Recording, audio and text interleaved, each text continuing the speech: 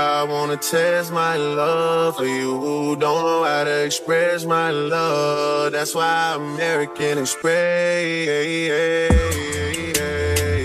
my love for you. I need you, yeah, I really do. Tell me what to do. Tell me what to do. Tell me what to do. All I know is hit the mall and see what damage I could do. I give you the world, but there's other planets too where I need someone to...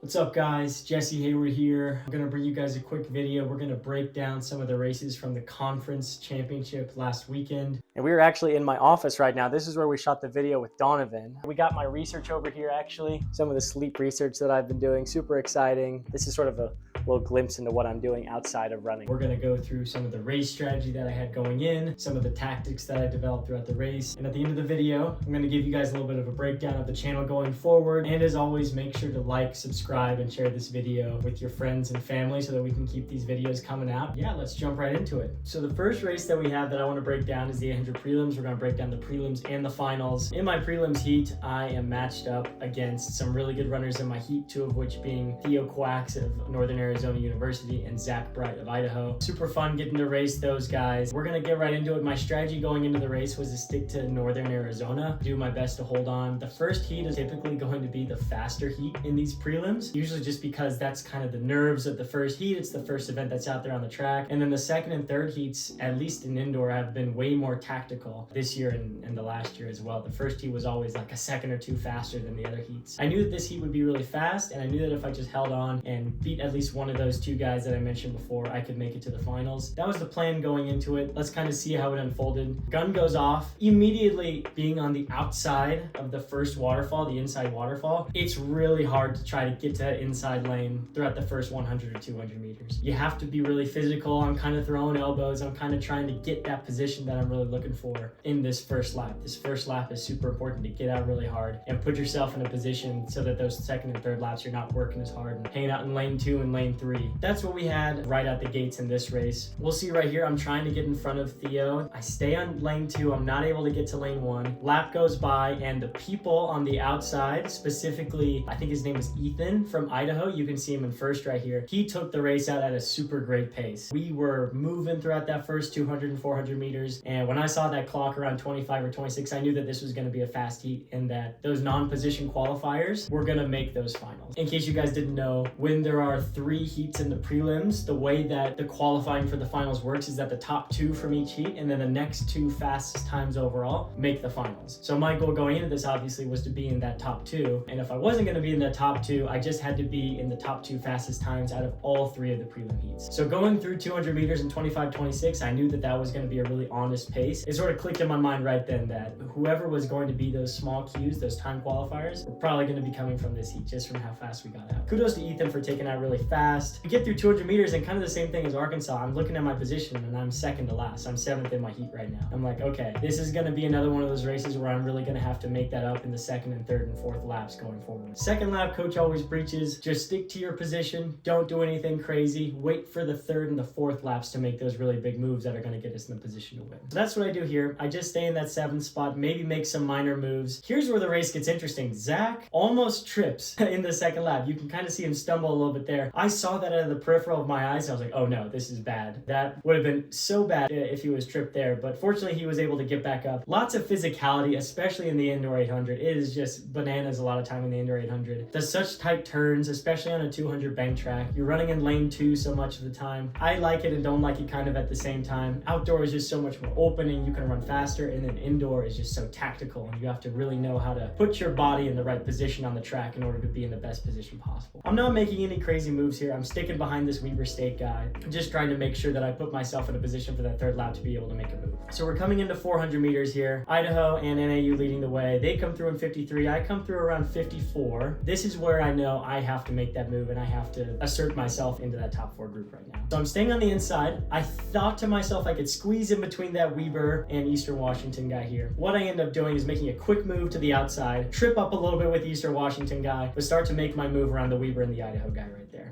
again, not ideal running in lane 2 all the way around these turns, wasting a lot of energy trying to make these moves. But a lot of these moves have to be made in order to end up in the position that you need to be in going into that last lap. It's the prelims. I've never treated the prelims like I'm going to try to conserve energy. I always try to go out there and make it the best race possible. Not only so I can guarantee that I make the finals, but to make it fun for you guys to watch, because I think it's really fun to watch a fast 800-meter race than it is to watch a slow tactical 800 where people are running 58 through the first 400. We're trying to make it fun here. That's the goal. Going into this last lap, I go around this Idaho guy. I'm stuck in 4th, and I'm already going to the arms. You can kind of see me locking up here. I know that if there's any time to go, it's going to be right now. I hear that bell. The rush of adrenaline comes in, and I'm able to go around the Eastern Washington guy and put myself in the 3rd. So in that 3rd lap, I went all the way from 7th place to 3rd place. A really big move that was made by me there and a lot of energy. And I saw Zach and Theo right there in the front, and I know if I just stick to them, I can get that small queue and make it to the finals. All I'm doing right there is hanging on to them. 100 meters to go. I feel Ethan, the guy who took it out super fast, go right around me, and I'm like, oh no, this is really bad. Right now I'm in 4th in my heat, and if I don't make this move and try to get around this Idaho guy, I'm gonna be in a bad position going into these finals. Maybe not even making the finals. 50 meters to go, and I can hear Eastern Washington, his name is Alec, he's a super cool guy, right behind me. I knew that if he caught me, it would be all over. There was no chance for me to make the finals. I hear him right behind me. I'm dying, I'm running on fumes, but I'm making that last ditch effort to make the finals. I crossed the finish line in 151.61, and at that moment, I'm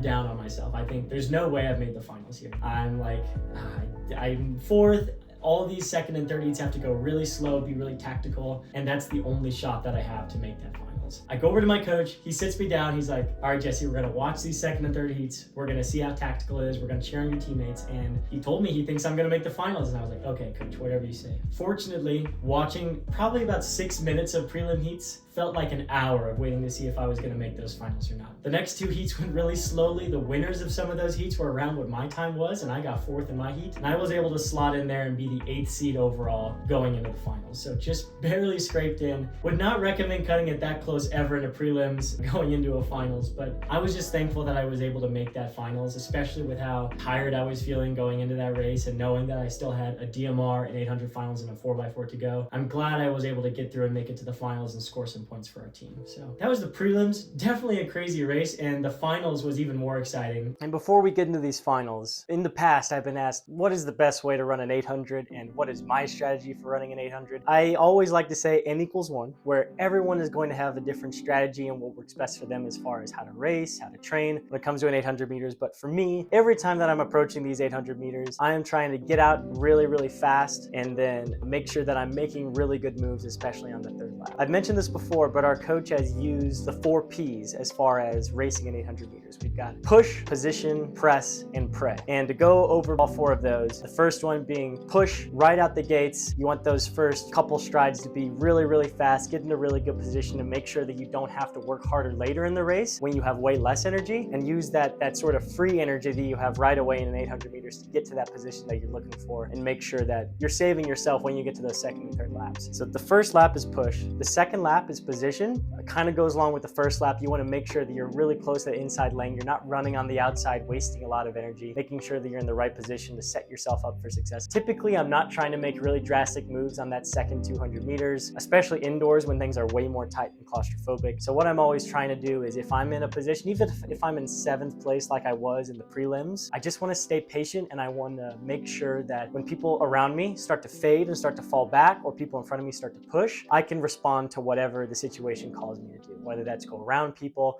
whether that's cover moves that other people make around me. That's what I'm really focusing on in that 2nd lap, is making sure I've got that position to be able to succeed once that 3rd lap comes around. The 3rd lap, I'm always thinking to myself, let's make one move this 3rd lap. We saw it in Arkansas, we saw it in the prelims. 3rd lap is super important to make sure that you're going around people and you're starting to wind up that kick, especially around 300 meters to go in at 800, to make sure that you're going to have all the energy and all the momentum going at last lap to finish really, really strong. And the 4th lap is pray, because as we all know, if we've run an 800 before, that 4th lap is lactic in the legs. You're hanging on for your dear life. You're just praying to God, get me through this 800 meters. And that's the best thing that you could do in the last lap of an 800, at least indoors, that last 200 meters. Anyone can do the last lap is what I say. It's definitely not the funnest lap, but if you put yourself in the good position and you have that momentum going in the last lap, you can finish strong. You work on your kick. That's why we work out. That's why we gain that fitness and practice those really hard workouts to make sure that once we get to that 800 meter race, we're ready to rock and roll. That served me really well well up to this point. Everyone's going to have a different way of training and racing. This has been what my coach has taught me how to do as far as racing 800s. And for me, I think it's really worked out. I've done so much better than I ever thought I would have ever done. All right,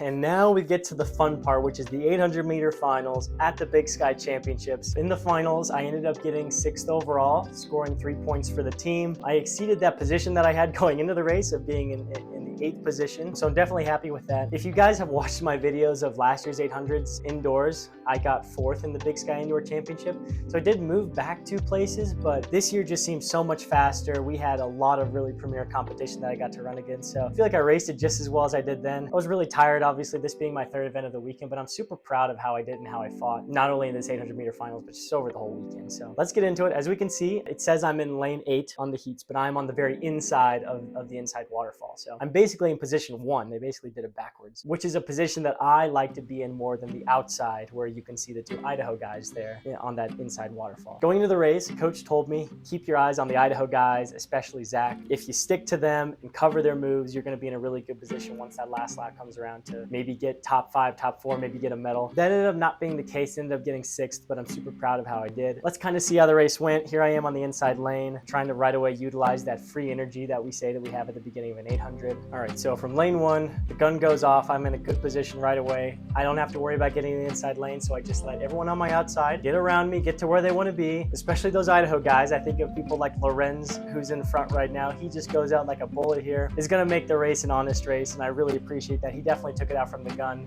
and I'm in a really good spot here. I mean, we're right here. We are in front of those outside lane runners, the NAU guys, and we're in 3rd place out of everyone on that inside waterfall. So I'm really loving my position, and I'm right behind the guy that I was looking for the whole race, which is Zach, trying to make moves based on what he's doing. I put myself in that position. The NAU guys make a huge move, all of them, pretty much to go around and get good position on me. Nico Young and Colin Solomon right on my outside. They go out really well here. 200 was pretty quick for Lorenz. We were a little bit behind him. Right away going into this last lap, I'm with that front pack of guys, with all the NAU guys like Nico Young. We've got Zach in that pack right there. I'm where I need to be. I'm not in front. I'm not making any crazy moves right now. That second lap, I'm just staying in position. And Lorenz comes through in 52. We're around 54, I believe. This is the lap that I have to start making those moves. I go around one of the NAU runners. I see Nico in front of me, and I'm thinking right now, if I can just hold on to Nico Young, I'm going to be in a good position and have that momentum once that last lap. And as you can see here, Colin Solomon's going to go around Lorenz. Makes that move. I'm still right behind Nico Young. A funny story, even like before the race, there was me, the Northern Colorado runner, 4 Northern Arizona runners, and 3 Idaho runners. And it was cool kind of talking to the Idaho runners and having them come up like, hey, there's 4 of them, 3 of us,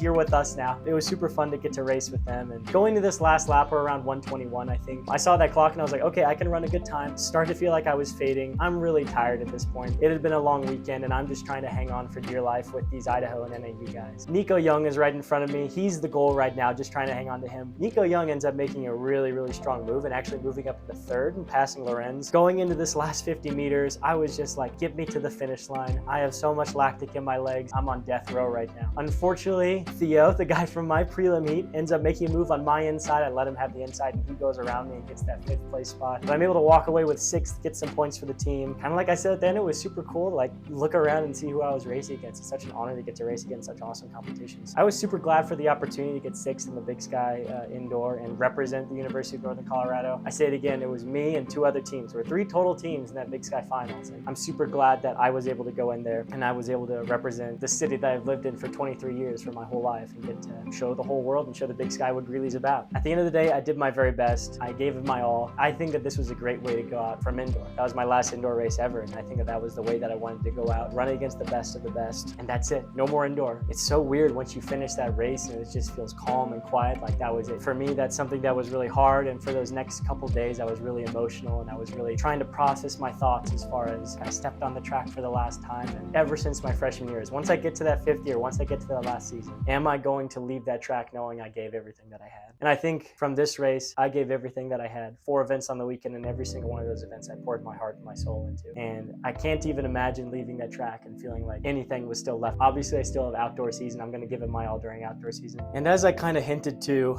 at the end of the last video that I posted, I had a lot to talk about as far as kind of it's all being over and you're going into a new season of life. I think that there's a lot of high schoolers, a lot of college athletes that might watch these videos. Once it's over for a lot of people, it's over. There's no more of like the these NCAA meets or your coach driving you and flying you to meets anymore. You either have to really put the onus on yourself or find a pro group or something like that. Maybe if you're a high schooler and you're not going to run in college, or maybe you're finishing out your college career and you don't want to go pro, or you don't have the means to go pro. It's a really hard thing that I've had to deal with in terms of what is my life going to look like once I'm done with running. I used to make running basically like the central part of who I am. It wasn't I do running, it was I am running.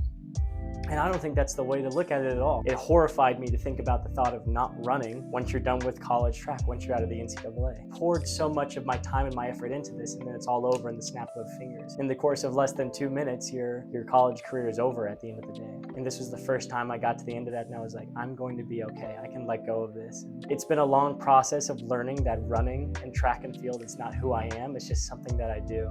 I think that's a Sidney McLaughlin quote. And being able to understand that running is just one of the things that you do, it's not who you are, allows you to kind of let go and have fun and not stress too much about it. And obviously, by no means am I saying don't go out there and give your all because you know it's going to be over one day. It's just a way of looking at things more from a perspective of I'm not going to form my whole life around this. I've got relationships that I've got to uphold that are just so important to me, with my teammates, with my fiance, with my coach. Don't sacrifice the people around you or all these other things you have going on in your life. Maybe it's relationships, maybe it's your faith, maybe whatever it might be. Don't ever sacrifice those for letting something like a sport of track or a race consume you. Making sure to have your priorities straight and knowing where running and track fits into all of that. And with that being said, I also say that in terms of I'm going to be done with running competitively in the NCAA in a couple of months. And a lot of my videos are really formulated around that being the main appeal of my channel. And I'm not going to be on this team forever, as much as I hate to say it. What I do love is making these videos. This is one of my favorite things that I've found out about myself over the past couple of months, is that I love making these videos. And I've heard a lot about staying within your niche and knowing exactly what your audience wants. I think a lot of you guys want track and field content and NCAA content, and I'm not going to be able to provide that forever. But from this point on, the videos might sort of just focus on not the running side of things, more like what I'm maybe making fun videos with the teammates, maybe talking about my journey to try to get into medical school, maybe talking about my faith. I hope you guys still want to stick around even if the content isn't always just about running. Just to give you guys a little bit of a preview, as far as the outdoor season, we're going to be going to some really fun meets this year. We're going to be going to Texas, we're going to be going to Kansas, possibly to Florida, pretty much all over the country. So we're going to show you guys some really cool places, some really cool meets, some high caliber competition. We're going to try to get under that 150 mark again for outdoor. We ran 149 last year, but we want to make that regional meet, because you know where that regional meet is? Fayetteville, Arkansas, where we had the Tyson Invitational, where my family's at. So you know we got to go all out for that. You know we got to run that 149, 148 to make sure we make it to that regional dance. So I think that pretty much sums it up. That's sort of the state of the union for the channel right now, talking about these 800 prelims and finals in the Big Sky Championships. A great way to end my indoor career, and we have so much to look forward to as far as outdoor goes. I hope you guys enjoyed the video. I hope you guys like and subscribe and share with your friends. Keep doing your thing. That's all for this, and we will see you guys next week with another video. Peace.